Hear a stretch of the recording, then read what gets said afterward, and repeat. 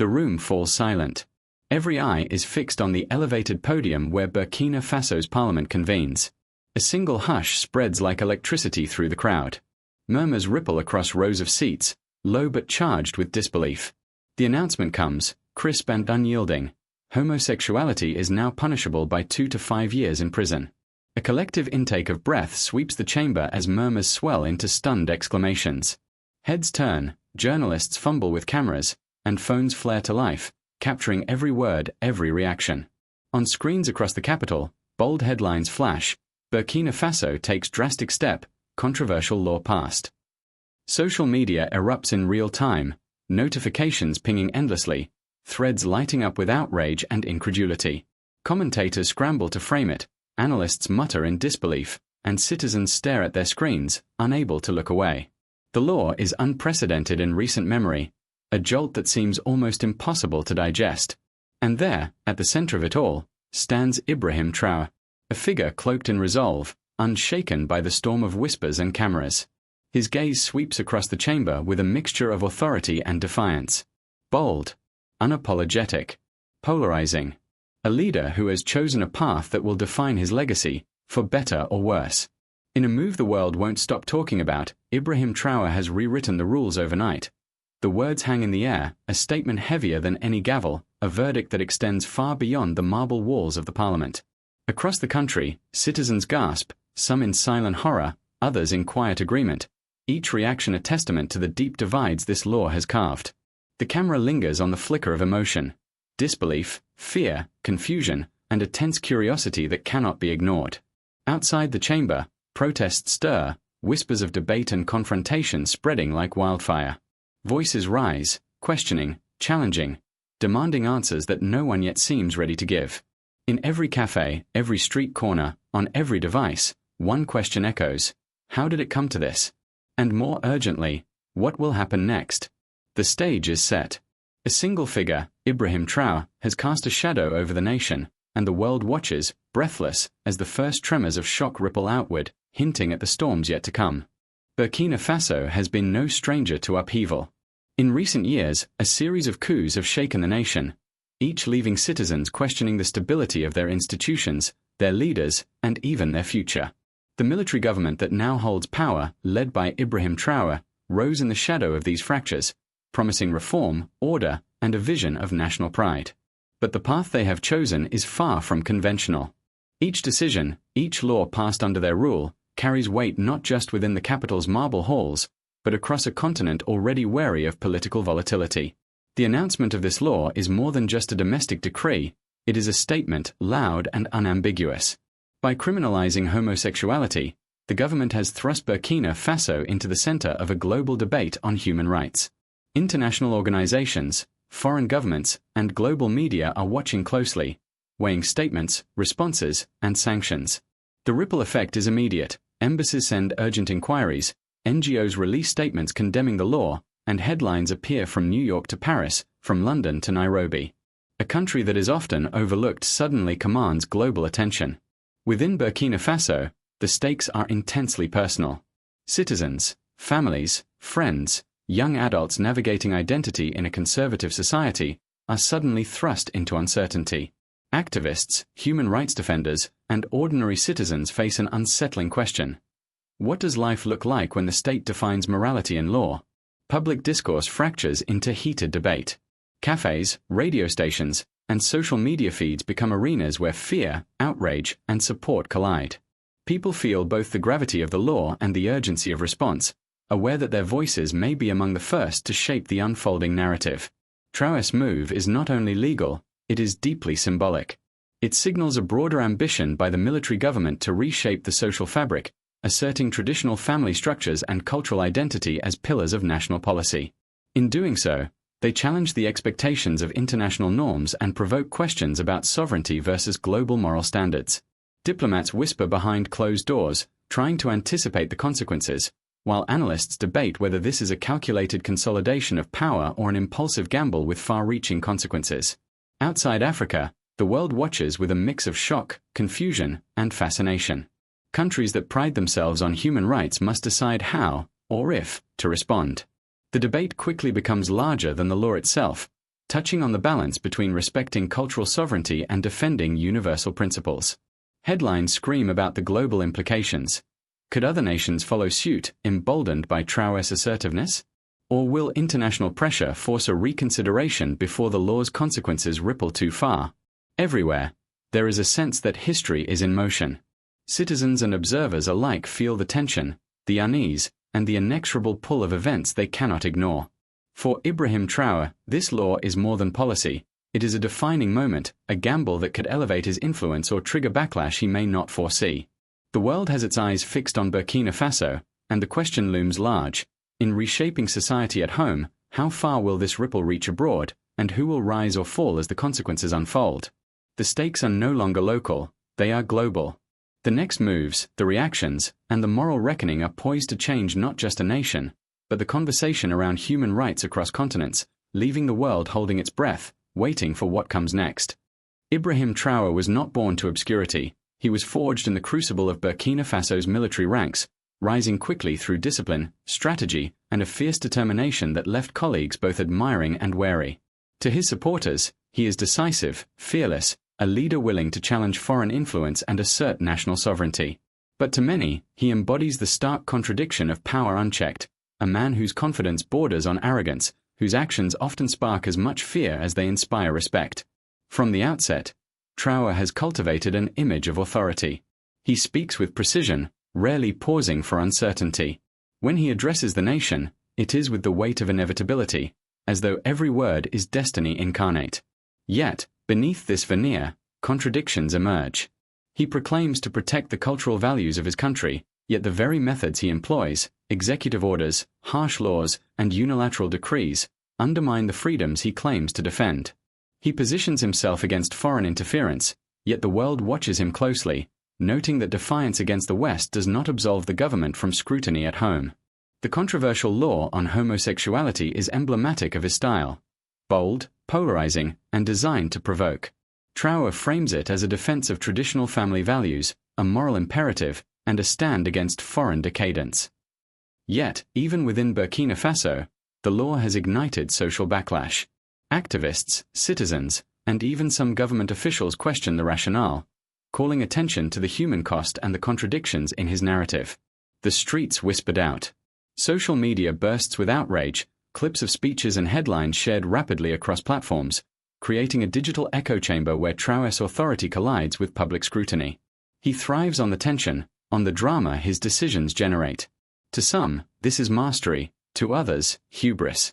He is unflinching in the face of criticism, often responding to international pressure with defiance rather than conciliation.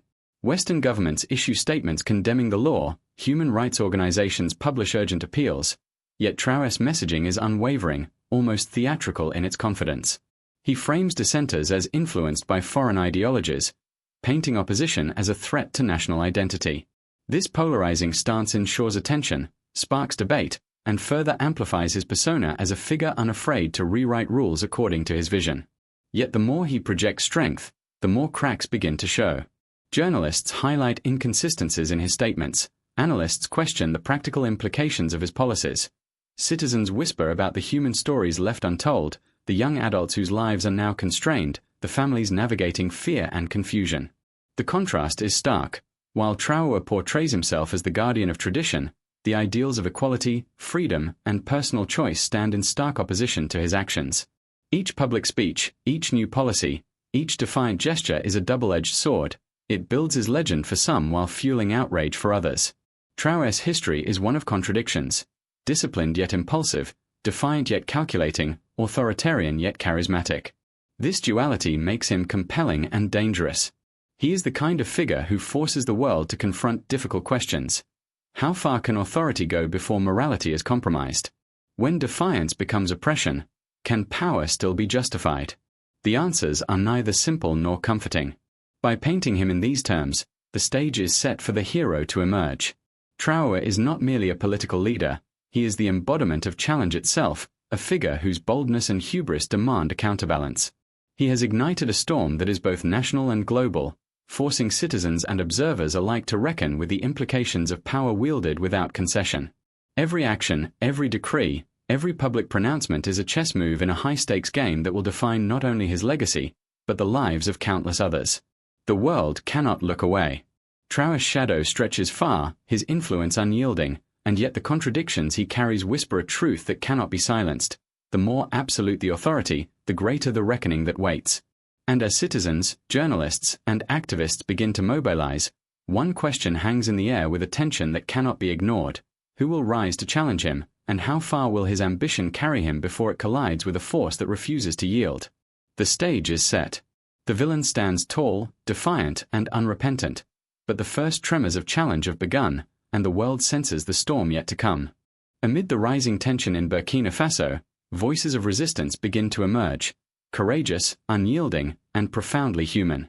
These are the figures who will confront Ibrahim Traoré's bold decree, the heroes who refuse to let fear dictate morality. They are activists who have spent years championing equality in a society where dissent can carry immense personal risk. They are journalists whose pens are sharper than any sword, documenting injustice in the face of intimidation and surveillance. They are global human rights leaders whose reach extends beyond borders, offering solidarity to those silenced at home. Together, they form a coalition of conscience, a force defined not by power or authority, but by unwavering courage. Take Aminata, for example, a young activist whose journey began in the dusty streets of Ouagadougou. As a teenager, she witnessed friends disappear into the shadows, ostracized simply for their identities. She felt their pain as a personal call to action. Her early campaigns were small, flyers slipped under doors, whispered conversations at community gatherings, but each step carried risk. Friends warned her, family fretted, and yet Aminata persisted. The camera of memory lingers on her first public protest, a solitary figure holding a handmade sign, defiance burning in her eyes. That defiance would become emblematic of a generation refusing to be silenced. Then there is Moussa, a seasoned journalist known for exposing corruption and championing human rights.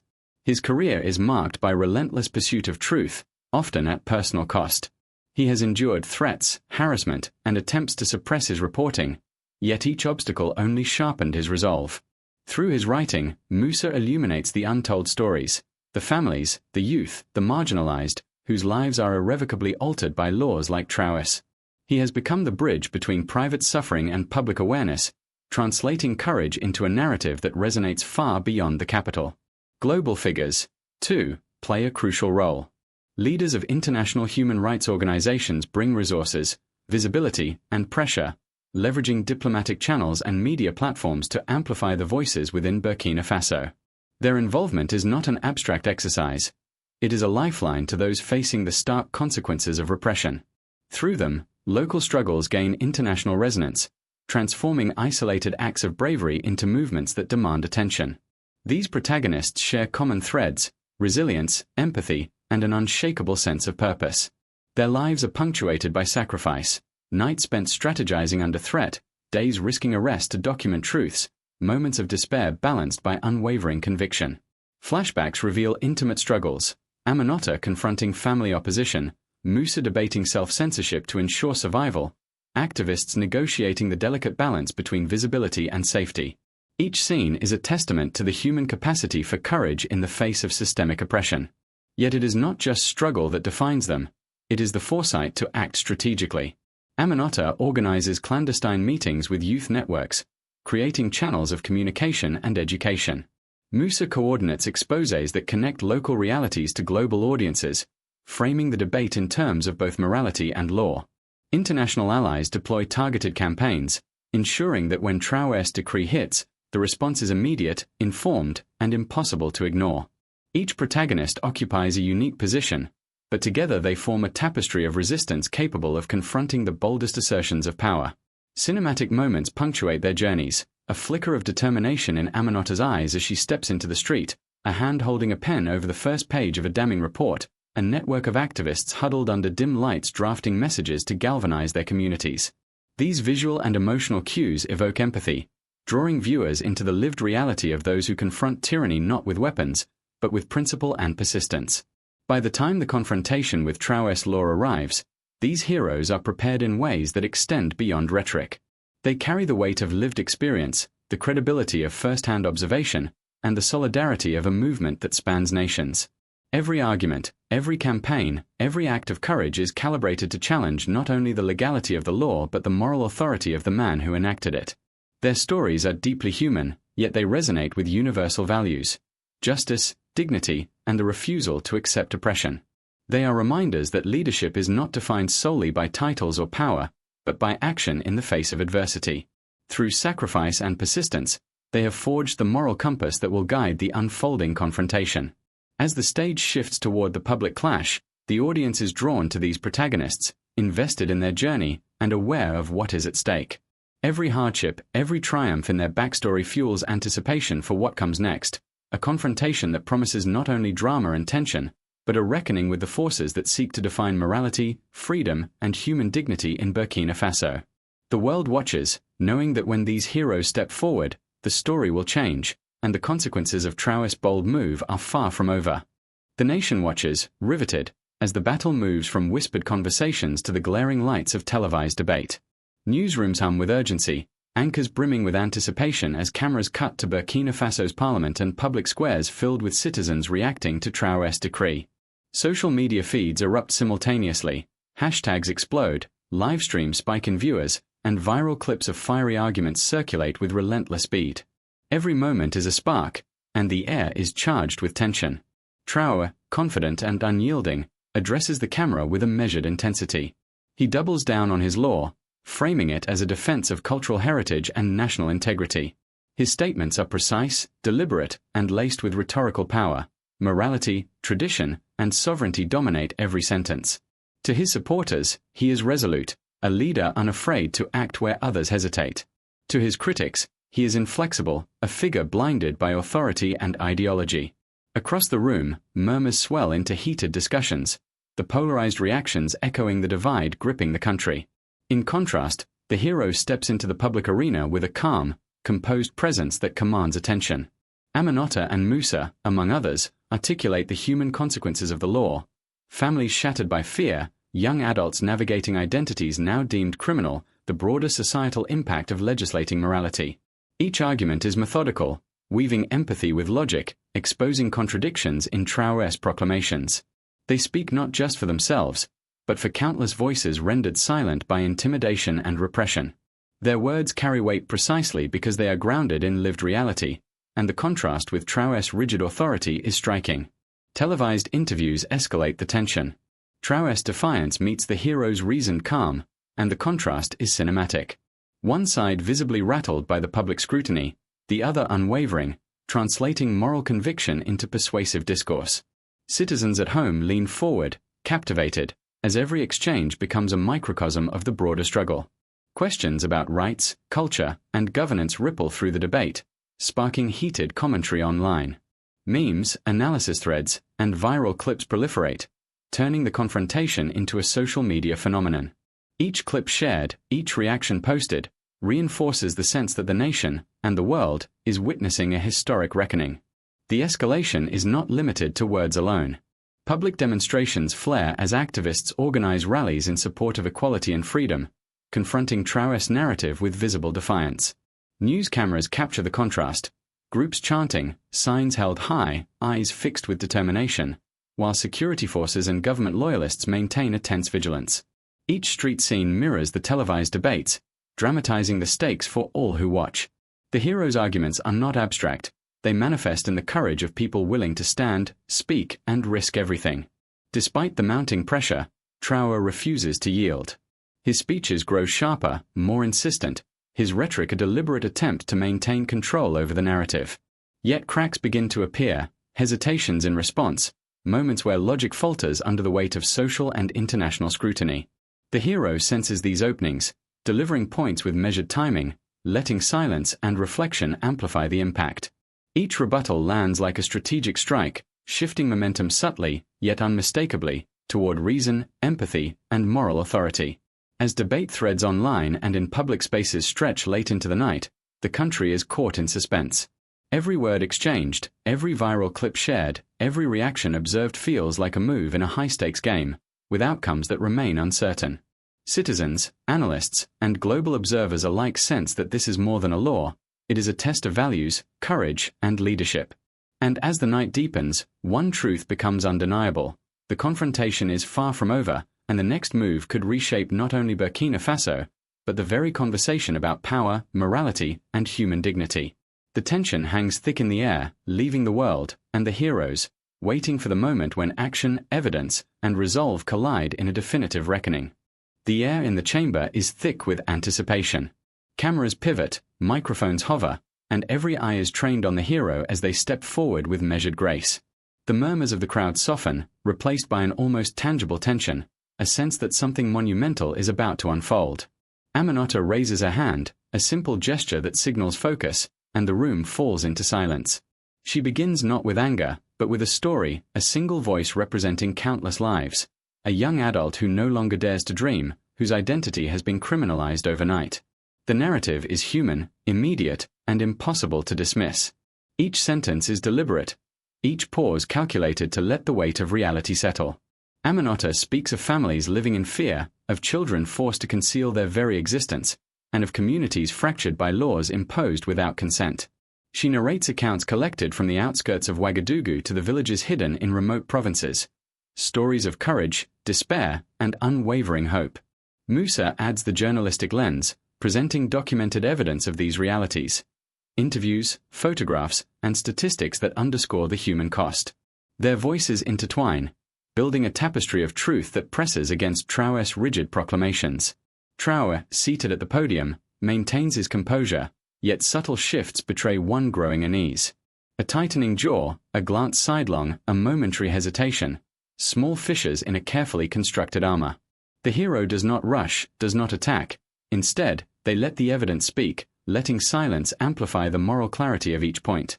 Pauses are timed perfectly, long enough for murmurs to ripple through the audience, long enough for journalists to lean forward, for the global feed to catch every word, every nuance. The argument turns toward international context. Aminata references statements from human rights organizations, diplomatic cables leaked to the press, and comparative laws across the globe. She highlights how nations in Africa and beyond have navigated similar cultural tensions without criminalizing identity. The contrast is stark, and the implication unavoidable. Traoré's law is not merely controversial, it is an outlier, an act that isolates Burkina Faso from the global community and invites scrutiny that cannot be ignored. Every camera angle captures the subtle reactions. Faces frozen in thought, whispers breaking the silence, phones raised to capture history unfolding in real time. Then comes the moral crescendo. The hero's tone softens but gains intensity, shifting from evidence to ethos. We are not merely debating law, Aminata declares, voice steady and unwavering. We are debating the very soul of our nation. Do we define justice by fear and repression, or by dignity and humanity? The question hangs, unanswerable yet irresistible, eliciting nods, gasps, and murmurs throughout the chamber. Even some of Traoré's staunch supporters shift in their seats, uncertainty flickering across their expressions. With strategic timing, Musa presents the legal contradictions, exposing ambiguities and unintended consequences in the new law. Each revelation lands like a drumbeat in the room, punctuated by collective reactions, gasps, whispered debates, and the occasional sharp exclamation. The hero's approach is surgical, dismantling arguments not with confrontation, but with logic, empathy, and relentless clarity. The contrast with Traoré's earlier rhetoric is glaring. What was once framed as moral certainty now teeters under the weight of scrutiny and undeniable evidence. Outside the chamber, social media ignites.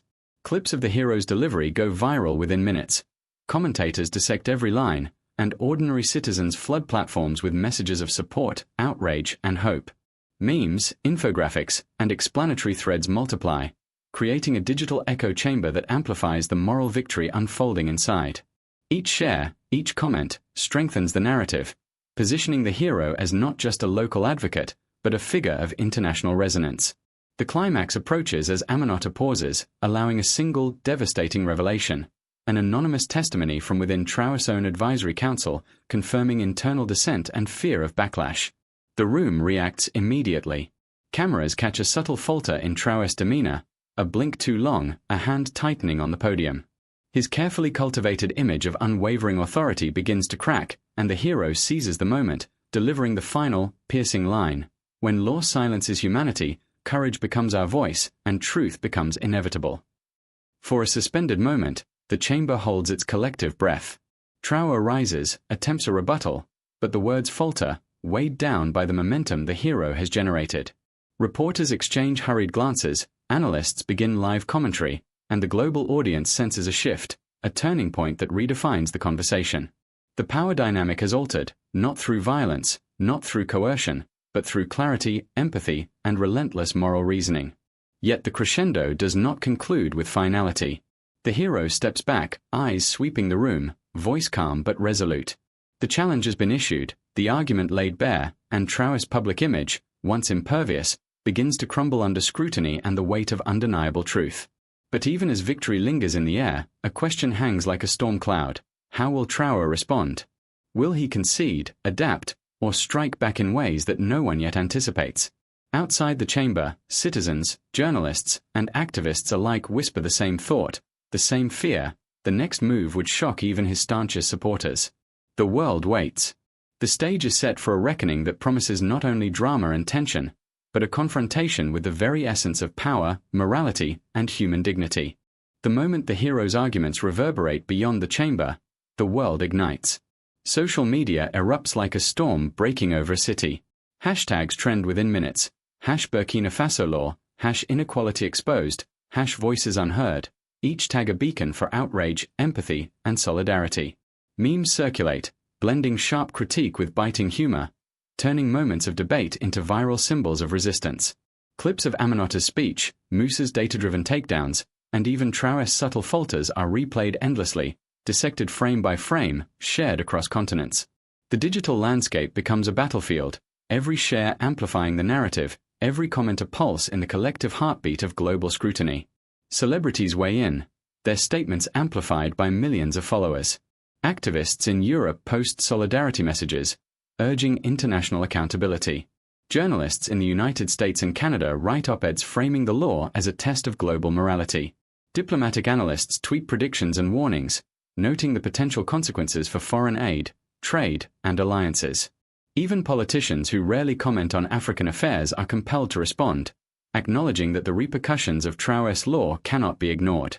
The global lens reframes Burkina Faso, not as a distant nation, but as the epicenter of a moral debate that resonates worldwide. In Africa, reactions are equally vivid, yet diverse. Neighboring countries navigate a delicate balance between public opinion, cultural solidarity, and diplomatic prudence. Some leaders voice cautious support, emphasizing cultural sovereignty. Others openly criticize the law, framing it as an overreach that threatens human dignity. Media outlets across the continent replay the hero's arguments in full, highlighting the contrast between the voices of resistance and the government's rigid stance. Across capitals and villages alike, citizens engage in debates, community discussions, and social forums, all reflecting the deep societal impact of the law. Meanwhile, Europe reacts with a mix of moral outrage and strategic concern. International organizations release urgent statements condemning the legislation, urging compliance with human rights norms. NGOs coordinate awareness campaigns, channeling global attention towards citizens of Burkina Faso who now face unprecedented legal constraints. In the United States, think tanks and advocacy groups analyze the situation, framing it as a test case for how nations reconcile sovereignty with universal rights.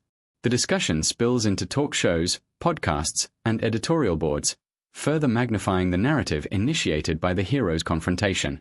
Back in Burkina Faso, the impact is immediate and personal. Citizens feel the weight of scrutiny and the validation of their concerns.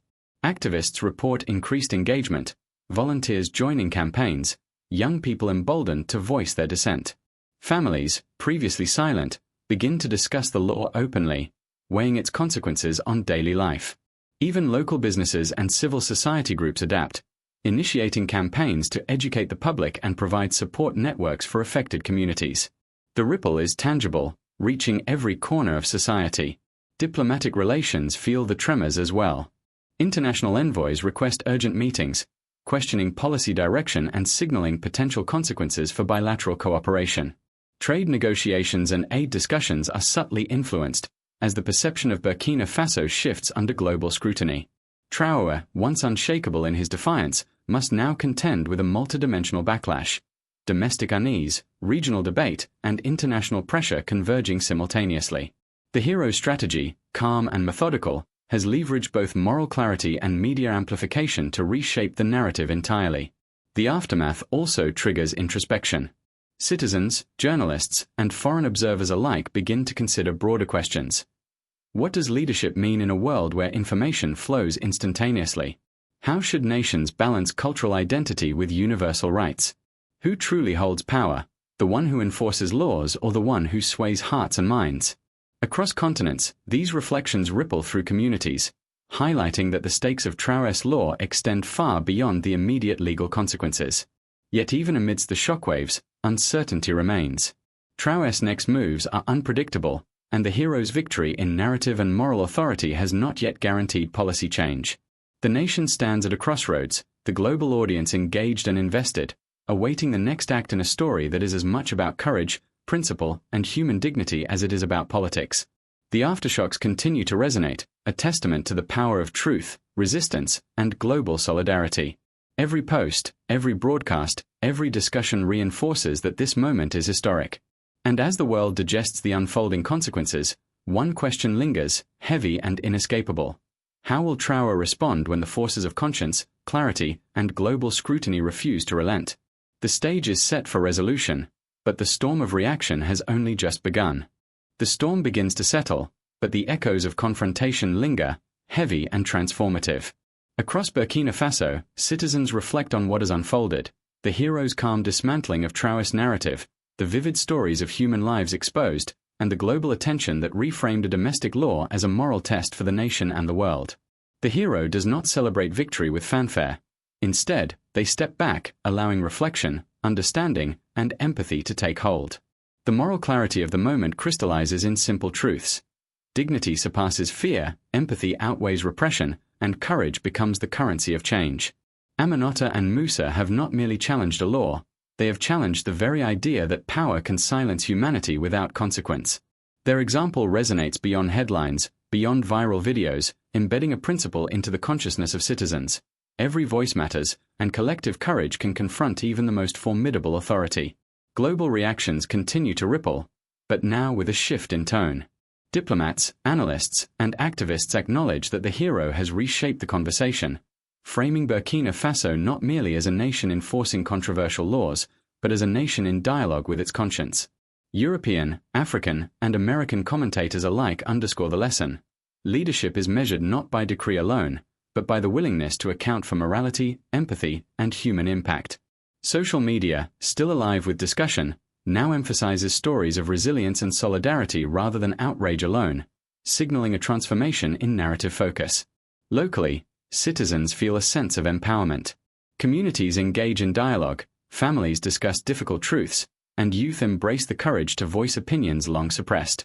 Schools, civil society groups, and grassroots organizations leverage this moment to teach lessons about ethics, justice, and the power of moral conviction. Even those who initially supported the law begin to question its broader implications, reflecting the subtle but profound influence of the hero's reasoning. The hero reframes confrontation into universal lessons. Courage is not simply the absence of fear, it is the choice to act ethically despite it. Justice is not merely procedural, it is moral, humane, and inclusive. Leadership is not solely the wielding of authority, it is the stewardship of society's values, the capacity to listen, adapt, and serve. These principles extend beyond Burkina Faso, resonating with audiences in Africa, Europe, and the United States alike, proof that moral clarity transcends borders. Traoré remains a figure of authority, yet his image has shifted. The veneer of unshakable power is softened by scrutiny, moral challenge, and global dialogue. The hero's approach demonstrates that influence and legacy are not secured through fear alone, but through the capacity to illuminate truth, inspire reflection, and elevate collective conscience. Even without immediate policy reversal, the narrative victory is undeniable. A moral compass has been set, and the nation, and the world, has taken note. As the chapter closes, the audience is left with a sense of hope tempered by vigilance. The confrontation has ended, but the lessons endure. Standing for dignity matters, challenging injustice is necessary, and leadership is a measure of service, courage, and empathy. Humanity, as revealed through the hero's struggle, proves resilient, capable of confronting even the most formidable opposition with reason, courage, and conviction. The cinematic arc completes with a reflective pause, Citizens watching, activists planning, the world observing. Traoré's law remains, but the moral narrative has shifted irreversibly. The hero's legacy is clear. Truth, empathy, and courage resonate far beyond immediate victories, planting seeds for future justice, dialogue, and global awareness. And as the screen fades on this chapter of Burkina Faso's story, one universal truth endures. When principle triumphs over intimidation, when dignity outlasts fear, and when courage illuminates the darkest corridors of power, the world takes notice, and humanity moves forward.